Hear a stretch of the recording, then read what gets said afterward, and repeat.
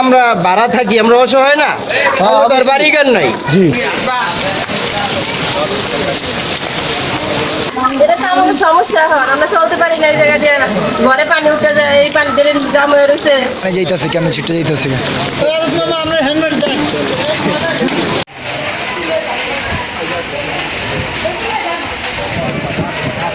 সকাল থেকে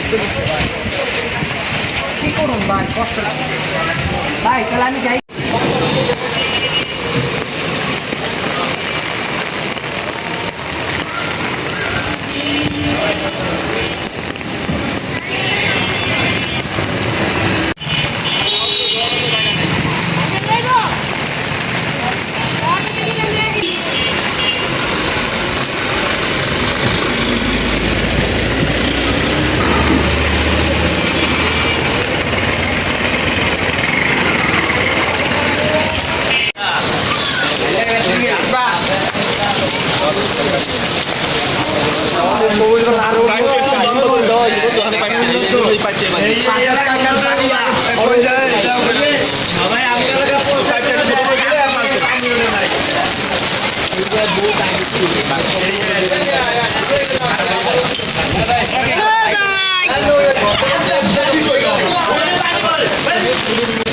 সব জায়গায় সুইচা দেন কেমনে পানি যাইতাছে কেমনে ছুটে যাইতাছে আমরা হেলমেট দেন।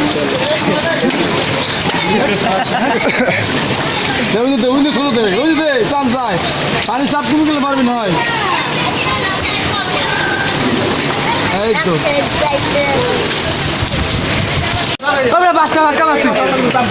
আমাদের সবুজ বাংলা আর কতক্ষণ পরে ডুবে যাবে।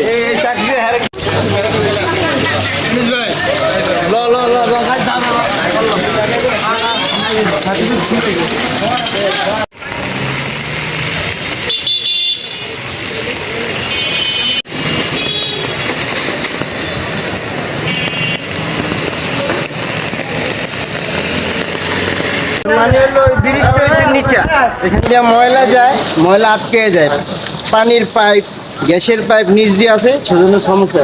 ওই বাড়িওয়ালারা যদি এই পাইপটা উঁচু করে দেয়, এই ব্রিজটা একটু উঁচু করে দেয়, তাহলে মনে হয় যে পানি পুনি ঠিকভাবে যাইবে, ওখানে ময়লা জমবো না। আশেপাশের মানুষের যারা এখানে আমরা থাকি, গরিব দুঃখী অসহায় লোক, আমরা ভাড়া থাকি, আমরা অসহায় না, তার বাড়িঘর নাই, এখানে থাকি, আমরা তো টাকা দিয়ে থাকি, তাহলে আমরা এই দুনিয়া থেকে লাভ কি? দুনিয়া না, যে বাসা থেকে লাভ কি? এই বাসা থেকে লাভ কি? ঠিক আছে, তখন এটা একটা ব্যবস্থা নিতে হবে যে এটারে সবাই মিলে যদি কাজ কাম করে, ব্রিজটা উঁচু হবে, এখানে মানুষ শাসন ভাবে থাকতে পারে। আচ্ছা, এটা তো আমাদের সমস্যা। এখন আমরা চলতে পারি না, এই জায়গা দিয়ে ঘরে পানি উঠে যায়, এই পানি দিয়ে জাম হয়ে রয়েছে, ময়লা অনেক।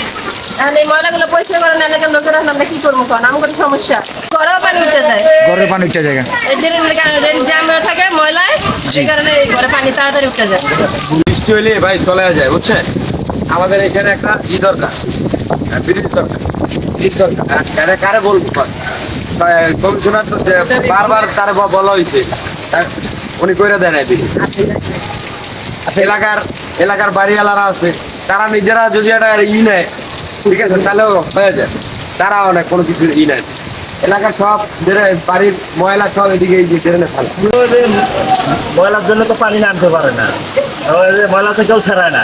আরে এখানে দেখি যায়, ছাড়ায় না, ছাড়া কেউ দেখি না।